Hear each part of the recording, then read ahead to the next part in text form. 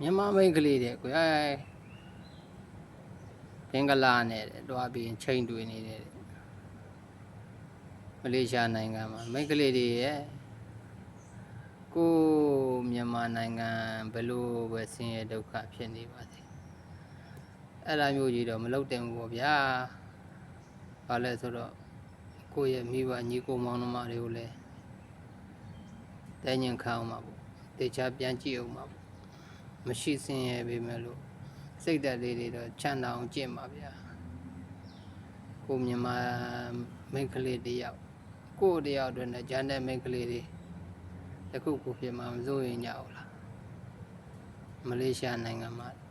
ဘင်္ဂလားနဲ့ရေးစားဖြစ်တယ်